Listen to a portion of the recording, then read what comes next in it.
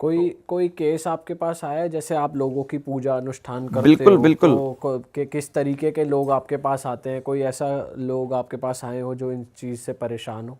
देखिए, एक व्यक्ति मेरे पास में आया था, वो बहुत ज़्यादा परेशान था। किसी तांत्रिक ने उसको चैलेंज कर रखा था कि मैं ये चीज़ें कर सकता हूँ। तो वो डर गया क्योंकि उसने बहुत सारे रिजल्ट देख रखे थे उस तांत्रिक के। अच्छा। बहुत रिजल्ट उसने ऐसे देख रखे थे, उसकी प्रत्यक्ष के प्रमाणम आंखों के सामने उसने देखा। दूसरा चैलेंज उसको मिला कि अब तेरी बारी। तो वो अपनी रक्षा के लिए बगलामुखी मंदिर आया था। मैंने उसके लिए बगला मृत्युंजय प्राण से अनुष्ठान किया, ठीक है, उसकी रक्षा के लिए।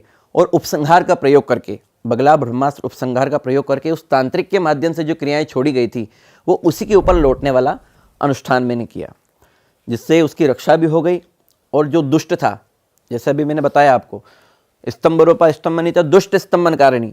किसका स्तंभन करती है? जो दुष्ट होता है, जो क्रूर होता है। भक्त प्रिया महाभोगा श्री विद्या ललितांबिका, वो भक्तों के लिए अति प्रिय है। जैसे करुणामयी माँ अपने बच्चे को अपनी गोद में बिठा लेती है, ठीक है, तो वो भक्त प्रिया महाभोगा श्री विद्या ललितांबिका, वो पराशक्ति का रूप है। वो अपने भक्तों को, कोई शरण में आता है ना, तो वो उसको खड़ा नहीं रहने देती है, वो अपनी गोद में उठा लेती है कि अब तू मेरे पास आ गया है, अब तुझे किसी से भय नहीं है, किसी से चिंता नहीं है, तो तेरा कोई अहित नहीं कर पाएगा। तो फिर क्या कितने दिन लगे आपको? देखिए, उसमें नवरात्रि का समय चल रहा था, 9 दिन का अनुष्ठान मैंने लिया था। और भगवती की कृपा से 10वें दिन जो उसको चैलेंज दिया गया था, जिस व्यक्ति को चैलेंज दिया गया था, वो चैलेंज उस तांत्रिक का फेल हो गया। ये पता कैसे चला मतलब आपको? वो नहीं मरा ना। नहीं, अगर वो 10वें के 11वें दिन मर जाए ऐसा? नहीं, चैलेंज मतलब चैलेंज। अच्छा। जैसे मैंने आपसे बोला कि मैं 3 बजे आपके पास में पहुंच रहा हूँ, तो 3 बजे मैं आ गया हूँ, ठीक है, चाहे आप ना मिले, लेकिन मैं तो आ गया। चैलेंज तो मतलब चैलेंज ही होता है। डेट टाइम, तंत्र में नीति, नियम और सिद्धांत, अनुशासन, ये कार्य करते हैं। यदि अपने डिसिप्लिन में रह करके विधिवत रूप से कोई क्रियाएं निरंतर निरंतर निरंतर सतत करती जाते हैं ना, तो उसका परिणाम तो मिलता है। वैसे ही रक्षण के लिए भी मिलता है और भक्षण के लिए भी मिलता है, लेकिन भक्षण करने वाली का भगवती साथ नहीं देती है। और जो आपने वो क्रिया करी थी कि उस पर उल्टा पड़ जाए, तो तांत्रिक पे पड़ी उल्टी? बिल्कुल पड़ी। कुछ समय बाद उसी के शरीर ने उसका साथ देना बंद कर दिया। और शनै शनै, क्योंकि देखिए तंत्र का प्रभाव, मारण का प्रभाव किसी के ऊपर तुरंत अगर फेंकना हो ना, तो वो तत्काल नहीं मरता है, ठीक है। वैसे तो ये कुक्रिया है, करनी नहीं चाहिए, लेकिन अगर कोई दुष्ट है, दुष्टता कर रहा है, तो किसी की रक्षा के लिए, किसी एक की रक्षा के लिए केवल भगवती से प्रार्थना करना है ना, प्रार्थना करना, नमामस्ते मातः, केवल भगवती से प्रार्थना करना, तो वो उसका रक्षण करेगी। अगर फिर भी आप मुझे मार रहे हो, तो क्या मेरी माँ देख पाएगी? वो आपको भी चांटा लगाएगी ना। वैसे यही होता है। वैसे अगर किसी को मारन क्रिया की काट करनी है तो उल्टा उसको मारन क्रिया ही करानी पड़ेगी या क्या कराना? नहीं नहीं नहीं, मारण क्रिया की यदि काट करनी हो ना, तो पहले तो उसका रक्षण जरूरी है, ठीक है। मान लो किसी व्यक्ति को कोई चैलेंज दिया कि इसके ऊपर ये चैलेंज मिल गया है, इसके ऊपर मारण क्रिया चल रही है, ये अपने शरीर से दुखी हो रहा है, इसका शरीर धीरे धीरे इसके साथ छोड़ रहा है, ठीक है, इसके अंग दुख रहे हैं, दर्द कर रहे हैं, अकस्मात किसी का इसके परिवार में मृत्यु हो जाना, ये चीज़ें कुछ घटित लक्षण दिखते हैं, हर चीज़ के लक्षण दिखते हैं, ठीक है। जैसे मैंने धोती पहन रखी, तो आपको क्या लक्षण दिख रहे हैं कि ये पंडित जी हैं? वैसे मैं हूँ, लेकिन ये पंडित जी हैं। वैसे हर चीज़ के लक्षण दिखते हैं। उन लक्षणों को भांप करके किसी की क्रिया किसी पे लौटानी हो ना, तो बगला मृत्युंजय प्राण जो उसकी रक्षा करे, मंत्र वह, और बगला ब्रह्मास्त्र उपसंहार विद्या, जिसमें भगवती बगलामुखी और काली, इन दो का समन्वय रूप होता है। हमारे 10 महाविद्या रहस्य में एक ध्यान है, डिम्बम डिम्बम सुडिम्बम पचमन दुहसाम झंपकंपम प्रजंपम वल्लम त्रिल्लम त्रित्रिल्लम त्रिखिलम खमखा खम खमम खम खमम खम गुह्यम गुह्यम तो गुह्यम गुदल गुदगुदाडाड़ियाडिम्बुदैति नृत्यम तिम शब्दवाद्ये प्रलयति पित्तवसने श्रेयसेवोस्तु काली। प्रलयति पित्तवसने, प्रलय में पीतवसने कौन? बगलामुखी पीतांबरा। श्रेयसेवोस्तु काली, इन दोनों का समन्वय होता है, ठीक है। किसी शस्त्र के प्रहार को रोकने के लिए शस्त्र चलाना पड़ता है, ठीक है, लेकिन ये चीज़ें गलत है। और कोई आपके पास ऐसे केस आए हो जो बहुत पेचीदा हो, आपको भी बहुत डिफिकल्टी हुई उसको सॉल्व करने में या वो बिल्कुल, ट्रीट बिल्कुल। करने में, थोड़ा बताइए और केसेस के बारे में। देखिए, भगवती की कृपा से डिफ़िकल्टी तो कुछ हो ही नहीं है ना, क्योंकि माता मतलब ने कोई ध्यान दिया। एनर्जी आप पे ज़्यादा हावी हो रही हो, फिर आपने उसके काट करी हो, ऐसे कोई केसेस बताओ हाँ, आप। ऐसे बहुत सारे केसेस हैं। बताइए। जैसे एक बार एक महिला है जयपुर की, वो बगलामुखी मंदिर में, मतलब मुझसे जुड़ी हुई थी, ठीक है। वो बगलामुखी मंदिर में आई, अनायास उसको मैं नहीं मिल पाया, ठीक है। तो उन्होंने किसी और पंडित जी से हवन करवा लिया।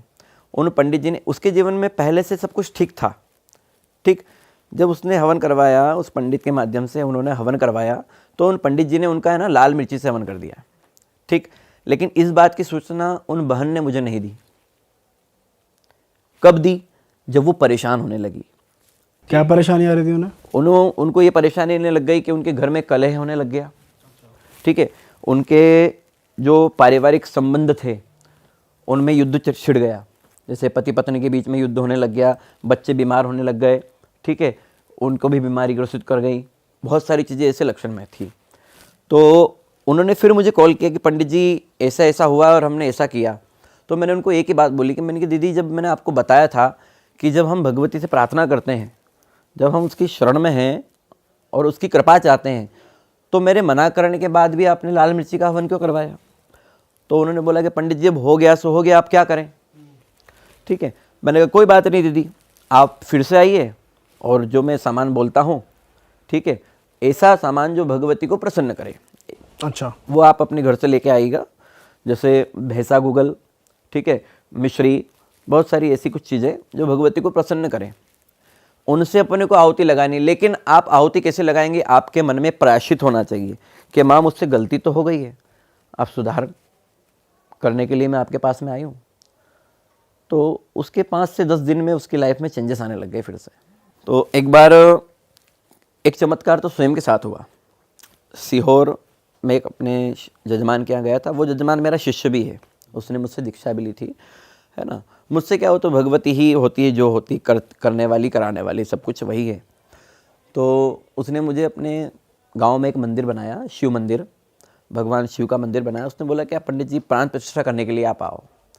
तो मैंने कहा ठीक है, मैं अपनी एक रूपरेखा तैयार करता हूँ और फिर आपको भेजता हूँ कि आप इस प्रकार से व्यवस्था कर लीजिएगा। उसने बहुत सुंदर व्यवस्था करी, पंचकुंडी यज्ञ बना था, बहुत सुंदर लकड़ी की, कुशा की, इन सब की यज्ञशाला बनी और भगवान शिव की प्रतिष्ठा हुई।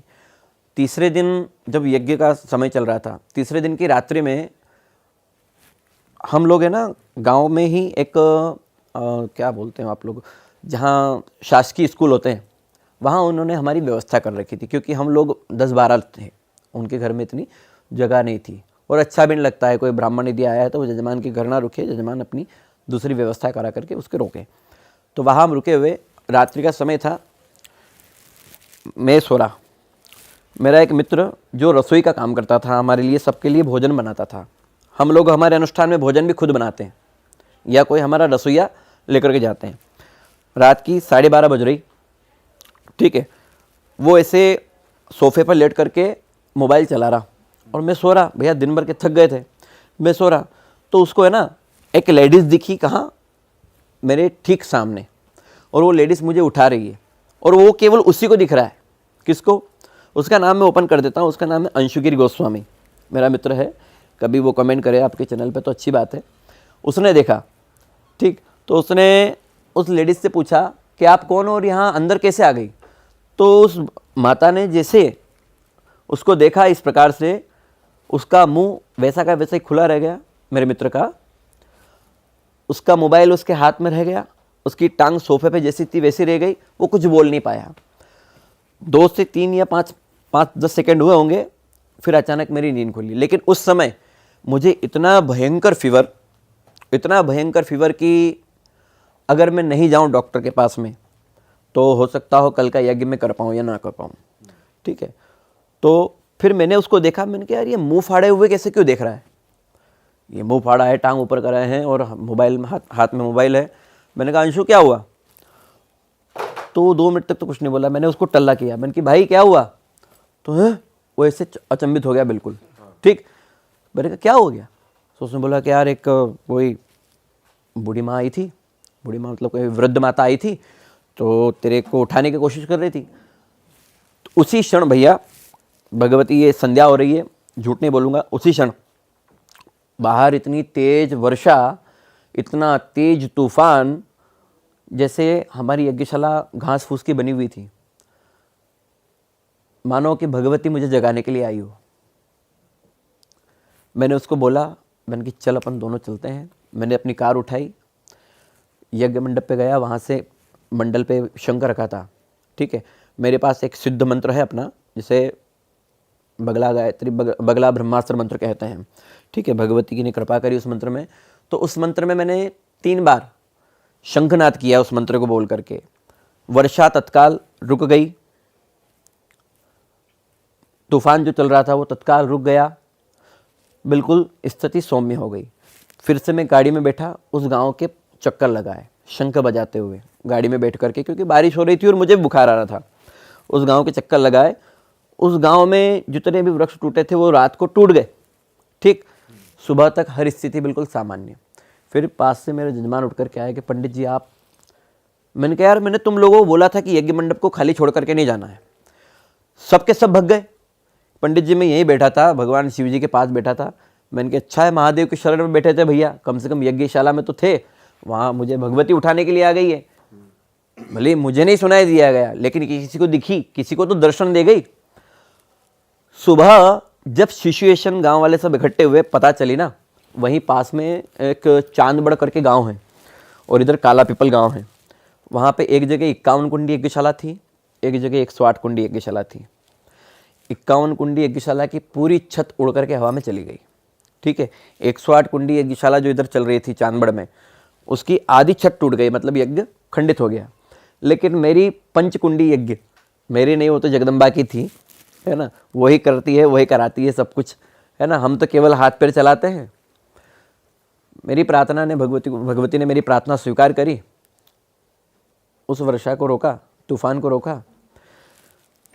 लोगों ने खबर दी कि इस प्रकार से वहाँ ऐसा हो गया, वहाँ ऐसा हो गया। अपने यहाँ की 5 कुंडी यज्ञशाला, सॉरी मैं अपनी मालवी लैंग्वेज यूज़ कर रहा हूँ, वो लोग कहे अपने यहाँ की 5 कुंडी यज्ञशाला के कहीं क्यों नहीं हो, एक तड़कड़ो भी क्यों नहीं उड़ी हो को, ठीक है, मतलब इसका एक तिनका भी क्यों नहीं उड़ा। मैंने कहा जिसकी रक्षा भगवती करती हो, महादेव करते हो, उसका कौन नुकसान करेगा, है ना। और हम तो शरणार्थी हैं, शरणार्थी की रक्षा करने का दायित्व शरण देने वाले का होता है। सही बात है। अरे वाह, आपने ये वीडियो यहाँ तक देख ली भाई, तुमने हमारी मेहनत सफल कर दिया। तुम ही लोग हो असली रियल हिट। और अगर आपको बहुत मजा आ रहा है ऐसी क्लिप्स में, ऐसी वीडियोस में, तो फटाफट जाइए प्लेलिस्ट पे बिंज वॉच कीजिए, सारी वीडियोस देख डालो और मौज काटो। That is it. हम मिलेंगे नए पॉडकास्ट में, नए क्लिप में। Till then bye bye, see you, take care, do subscribe.